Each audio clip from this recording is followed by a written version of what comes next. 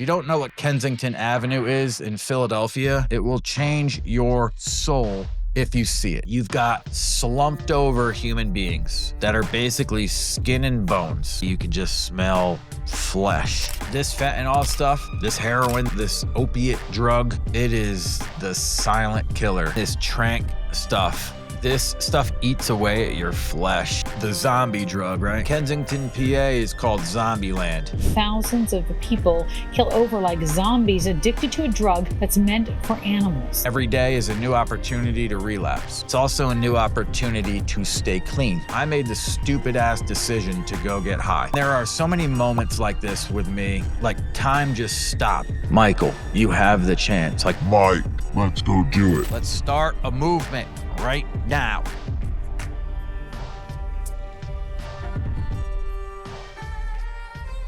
What is up, guys? Michael DeSecco back for another Timeless Talk. Love you guys. Hope you're having a blessed day, blessed evening. I'm the owner of Timeless Protection, and we protect veterans. I have the best job on planet Earth. What we do is we jump in the trenches for people who need insurance products. Everybody needs insurance products, and we have to make sure that we're protecting ourselves with certain coverages the right way and our family members the right way. So what we do is we just educate, we advocate, we make sure that you're purchasing the right coverage. We've saved veterans $7 million in premium. We're just shy of $7 million. I want to know how to get better. I want to know how to reach veterans. I want to know how to reach struggling addicts, mental health, anybody really. If anyone out there has a good person, someone who I can go one-on-one with to help me understand the back end of this a little bit better, I'll always take advice. But hit that like, hit the subscribe. Let me get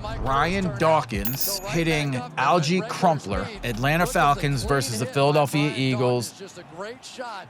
One of those, you'll think about that one later. And I tell you what, Michael Vick did a heck of a job pumping to his right, getting the save. If you don't know what Kensington Avenue is in Philadelphia, it will change your soul if you see it. These drugs, everything just keeps evolving, getting people hooked even worse. It's a crazy journey. Fentanyl, heroin, and this xylazine stuff. Hope I'm saying that right. Wow, man. They say that if you walk outside on Kensington Avenue, you can just smell rotting flesh. You've got to cope with what you're dealing with here, right? Nostalgia, memories, smells, just the holidays, families, just everything. Well, now it's springtime. Now what are the pitfalls, right? Now it's starting to get warm out.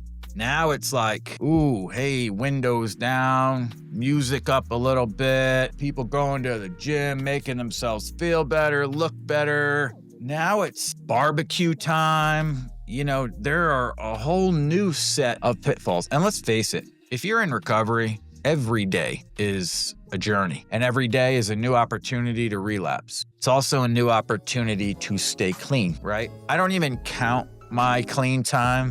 What matters is the next 5 minutes. You know, every addict's different. I'll just say this. I never cared about clean time. I just cared about staying clean and making the right choices. Now, when you're in a program and you need a sponsor, do you want somebody with 2 months of clean time? No, I don't even know if that's even allowed. Do you want someone with 10 years of clean time? Yeah. Why? Because they can show you the way. They can give you the right suggestions. They can give you the right guidance. Springtime is like the feel good now syndrome, right? Depression lifts. The winter depression is over. We start to feel normal. What happens here and what happened to me in the past, and I'll speak to all this, I got complacent. I felt better. Yeah, it's not dark at 4 p.m. now, you know. It stays light outside till 7:30, and it's just gonna get later. We have to make sure that we are just as focused on our recovery as we were in the good old cold depths of winter. We've gotta make sure that if spring comes around, why are we skipping meetings? I used to do it all the time.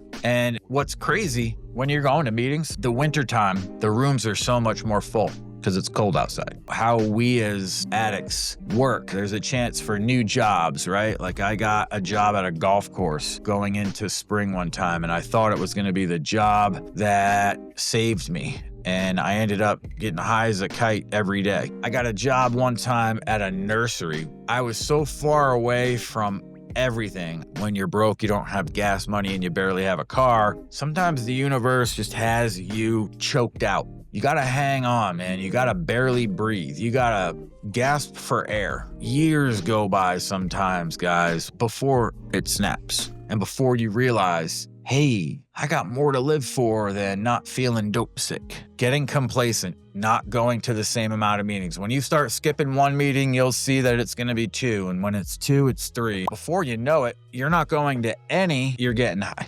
I mentioned before at the golf course that I found a chunky not 25 grand. I had relapsed 2 weeks prior to that. I met a female at an NA meeting. The meeting was a Sunday. My Vivitrol shot was a Monday. There are so many moments like this with me, like time just stopped. Michael, you have the chance. Like, Mike, let's go do it. Mike, you've got clean time. Please stop. Who cares about the clean time? You can do it once and never do it again. Mike, you've got kids. Please stop. Anybody who's ever gotten high, been through addiction, relapse, knows exactly the times that I'm talking about where you chose the path and it was the wrong one. I just tried to make an excuse right there. I was about to say I got lured. Nope. I made the stupid ass decision to go get high. People listening to this right now know exactly what I'm talking about. I had to call my freaking new boss a day later and be like, bro, I'm going to rehab. My sister, who we've interviewed, I called her. She didn't even say hi. She said, are you ready? This opiate drug, it is the silent killer. It is wiping people out. You know, springtime, the cold is over up here. A states like Florida, you can just stay down there and live on the streets 365, 24. Like, it's crazy. And up here, you can't do that. So when it starts to warm up out here, you start to see more people, things going on in the streets of Hartford, Connecticut, which is like heroin capital of Connecticut. When that happens, right, it's like it's party season, man. You've got picnics, barbecues, the beach, you've got baseball games, you've got activities that are outside, you've got all these types of things pulling you left and right. Sometimes being sober, it's not as fun as when you were high. I'll just say it. Like, there was a reason why I got high for a while, because I liked it. That's why it's a problem. You don't want these relapses, these romantic relapses, these flings, doing the drug or just like any type of relapse. Like, it's cool for 30 seconds and then it's not. It's too late to go back. You're already hit. You're already relapsed. And at that point, you're like, fuck it. I already relapsed. I'm just going to keep going. And the one thing, so cliche,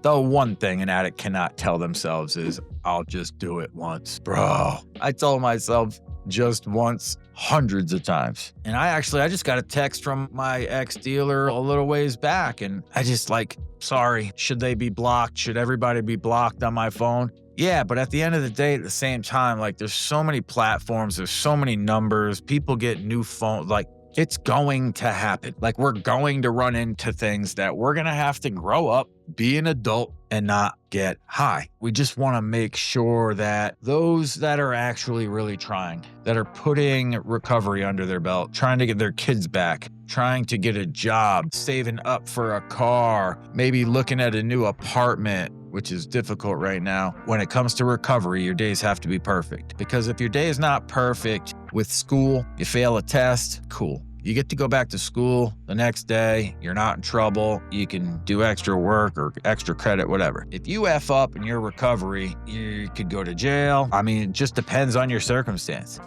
You could be on the 3-strike thing. I've had so many times where I've had to try to beat the system to the point where my fingernails and hair samples and, urine tests that have tests in it for fake urine. It's such a rat race. That's one thing that I love about recovery. I feel like I spent all day, all my time back in the day just wasting it trying to get high or trying to find something, trying to pawn something just brutal. Saying the word pawn, I gotta break out my poetry. Sounds stupid, but I had this woman in North Carolina who wanted to publish all my stuff, different writing styles of it. It's just very short poetry and it's all about addiction and nights of getting high. I can't remember what I say in some of them. Blowing through lighters, pulling all-nighters. Yeah, you guys know what I'm talking about. We deal with our struggles, our temptations, our triggers, when the warm air starts to hit and the windows can be down and you feel great, always remember it's a false sense of feeling. Don't get me wrong, like feel good, but keep the same routine. Feel good because you're doing what you're supposed to be doing. That's the best feel good ever. The best feel good is doing what I'm supposed to be doing and it's working. That's the greatest. It's the greatest. Right now for work, I don't want to jinx myself, but last week we had a record week. My group, the core 5 or 6, we do just as much business as a 20-person agency. Why is that? Well, one, we're good at what we do. We care about our clients. We care about our veterans. We know our stuff. We have just this core growing that is so amazing. If you want to ask us a question about this, or you want to know what is best here or there, my guys are going to tell you. And I'll say this so many times, guys, if you're out there and you're unhappy and you're not getting paid for what you're worth, what the hell are you doing? Stop living unhappy. Stop going check to check.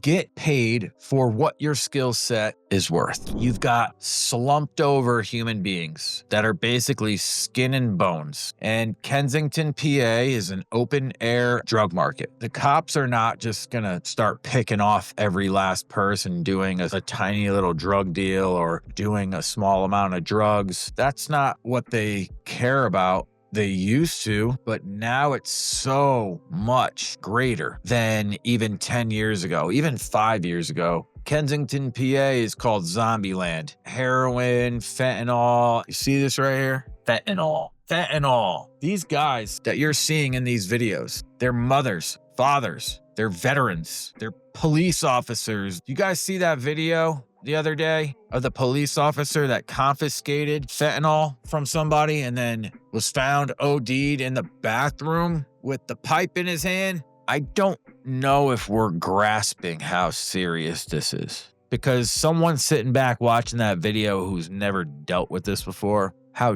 dark it is, how much death, how much disgust. Nobody has teeth. They're all skin and bones. They're literally slumped over. I saw a video the other day. It was a reel from Kensington Ave. This girl was passed out high as hell. She was just sitting there, legs laid back, and flies were covering her private area. What are we doing about this as a country? It is a fucking war zone down there. Like a documentary. In Afghanistan, there was this bridge that heroin addicts would go under. Now, you're talking in Afghanistan, I think is the biggest producer of poppy or opium. Poppy plants are what makes heroin. Fentanyl, however, is made in a lab and 1 trillion times stronger. Imagine you right now time warping right into Kensington Ave.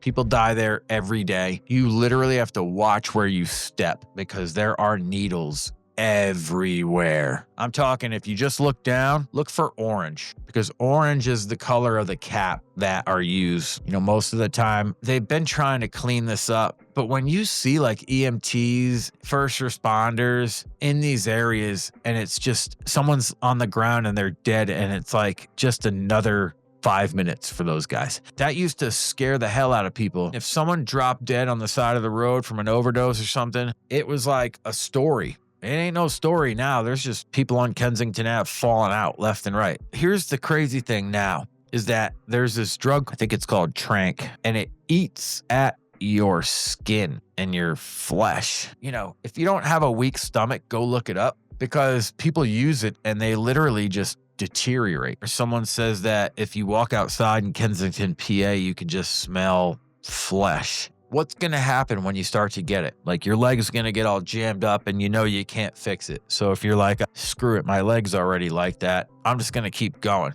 That's so disgusting. There's no point in me getting clean. Look at my leg. No girl's going to want to date me. I can't go get a job anywhere. My parents already hate me. Kensington is ground zero for the opioid epidemic in the U.S., especially fentanyl and xylazine, the zombie drug. The streets are filled with people in open-air addiction, many with visible wounds, some unresponsive, and almost no real resources. It's not just about homeless addicts. Look at this. Daughters, sons, veterans, mothers who have been swallowed by the system's failure. I just remembered somebody overdosed on this day last year. the president, somebody. You know what I don't understand about rich people? People like Jeff Bezos rich, Elon Musk rich, Donald Trump rich. These guys have like hundreds of billions of dollars, right? You could give up $1 billion, not feel it at all whatsoever. Wouldn't even know it disappeared. That could literally change the game for our country's homelessness and addiction. I don't know the best answer to it. You've got LA being taken over by homeless people. San Francisco, you got people taking dumps on lawns, and people now just like leave their car windows open so that no one smashes a window and takes what's in it. They just leave everything open. What is going on? It's almost like it's not real, but it is so real. It just makes me feel how blessed I am. I have a beautiful fiance with a beautiful big belly. We've got an appointment tomorrow. My fiance has 2 sons and I have 2 sons from separate relationships, and now we're having a daughter. But my personal youngest son, Landon, he's about to turn 15 in May, and Landon is a very different child from my oldest. Landon just goes with the flow. He didn't pick up playing baseball till later on. Like, he started playing baseball when he was 12. He's 14 right now. I think he actually was 11. But still, like, playing baseball like a couple years. Now he's starting to pick it up though, and he's got a really big natural talent for pitching, and I think he's going to tear it up this year. My oldest son right now is working, ironically, at the same golf course that I did when I was a total F up. My family's doing good. My sister's always doing good. My fiance's mom is here from the DR now, and the food that I get cooked every day at noon, like there's a feast at my house every day at noon. I just cooked for her for the first time tonight. I think she liked it. She can't understand me, but I got these headphones that supposedly translate for her, but I'm so blessed. Now, there were multiple times that I was really dope sick and had no dealers. So many times I wanted to drive to Baltimore or PA or New York, just somewhere where I know that I could sit for 5 minutes, watch a deal go on, and then go up and grab something. Let's just say I drive to Philly when I'm 31 years old, 11 years ago. I drive to Philadelphia because I have a small amount of money, can't find dope, gonna get it and get back. Then I get down there with my $50. Instead of getting 1 bundle, I get like 5. Whoa, you mean I can get 5 times the amount of drugs down here than I can up in stupid Connecticut? Why would I leave, dude? I'm gonna shoot heroin all day. So close, so close. And who knows, if I'd have gone down there, maybe I'm not here talking to everybody right now about nothing with my 100 subscribers. But guess what? I'm fucking grateful to have 100 subscribers. I'm grateful to just be sitting here, maybe helping one person. Maybe. Right now, your boy, right here, Mister, you're just good at sticking needles in your arm. You're never going to go anywhere in life. Now has people copying off of their business model, stealing our ads, impersonating us. That just tells us that we are making moves and people are noticing. Yeah, I'm grateful. I'm grateful I never ended up in a Kensington Ave. I'm grateful I never ended up in the grips that bad.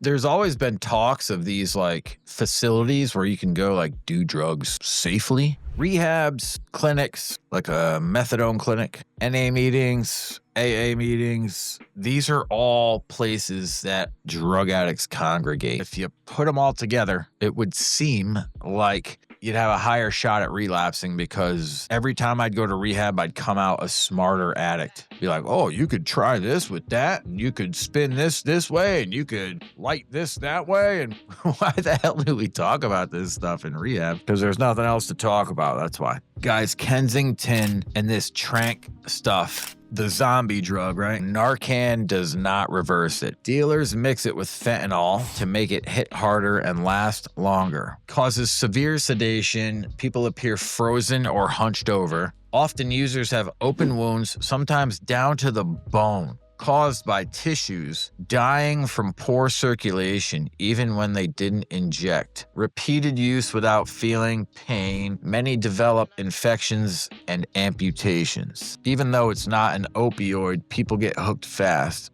especially because it's mixed with fentanyl. First blew up in Kensington, PA, now spreading to Philly, New York, Boston, and the South. Street fentanyl is rarely just fentanyl anymore. Xylazine is almost always in the mix. Many have no idea that they're taking tranq-laced fentanyl. First responders and families, so they know that Narcan doesn't work. And this could be why. Yeah, imagine your kid falls out at the kitchen table and you have Narcan in the house. My parents had Narcan in the house, which is just effing sad, but it's smart at this point to have, to be 100% honest with you. And you're up the nose, and nothing's happening. I'll just say this right now. So grateful for the fact I never overdosed one time because I was always trying to get my life together while dealing with all the pitfalls and dealing with all the BS and dealing with all the madness of addiction. Having to think about stuff like this, like I'm so grateful that I was gone and done before that nastiness. I'm trying to go down to Philadelphia, and people do this all the time. Like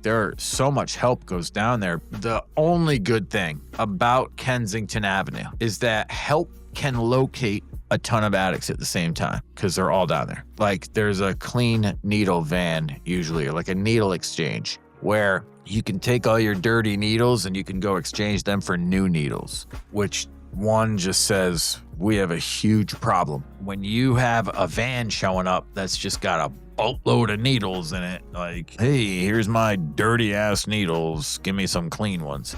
Again, that goes back to people thinking that if we gave addicts safe injection sites, would they be better off than going to do something?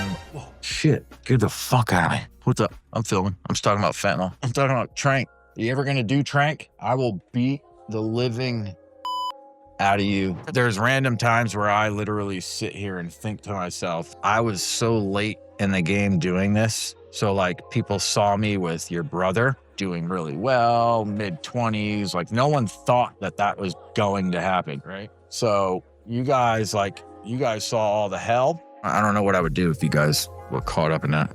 Yeah. A few moments later. Love you more. That's it right there, guys. Like, that's why I stay clean. That's why I work my butt off every day. That's why. You guys have to have a why. Let's figure out a way to get to Kensington. Let's figure out a way to get to some of these addicts. Let's figure out a way to help some of them. There's a lot of community groups down there. There's a lot of outreach. There's a lot of people who just randomly donate care packages. The recovery community, the people who have gotten clean and stayed clean. When we see something like that, like we understand it a whole lot better. You're a regular human who just thinks that these guys down there slumped over are shitbags who don't deserve a seat at the table. Well, guess what? I was one of those shitbags. And now I saved $7 million for veterans. So just because someone is slumped over doesn't mean that they're some terrible person. It doesn't mean that they're never going to do good. But when it comes down to us in recovery, seeing a group of humans that are going through something that we understand mentally, but how embedded it is to the communities of these big cities. It's not like you hear out where I'm at, hey, someone's got a bunch of whatever with tranq in it. Like, I assume the drug dealers are in the apartments above Kensington, just like dropping down like dope. How do we fix this, man? We got to figure out how to give these people a shot, how to give somebody who might have gotten injured and had surgery and got addicted to pain pills. Now they're totally knee deep in addiction out of it. How do we give the school teacher who experimented one time and then got completely hooked and then, was teaching while they were high and slumped out on the desk? The cop that goes and overdoses on duty with someone else's evidence. That man needs help. He's still a human being. He's not some giant piece of crap because he used drugs. That's another just whole nother episode. People like judging addicts, yet they probably are drinking and driving or have major skeletons in the closet. So I'm going to leave you with this, guys. It's going to start to get gorgeous out. Stay in tune with your recovery. Stay strong. Go have fun. Enjoy the weather. Don't sit inside, not enjoying the weather, dwelling on the fact that everyone else is normal and outside and doing things and you can't. BS. Go. And I understand because I've been there. I isolated for an entire summer. I laid in bed and literally watched The Wire every day. I couldn't wait for somebody to get up and go to work, and I dreaded when they were coming home. Wanted nothing to do with anyone. Once we got out of that garbage and our recovery got good, life started to open up and Mike came back. If you need to change a scenario, go get it. Just don't go to Kensington Ave. Let's go help these guys.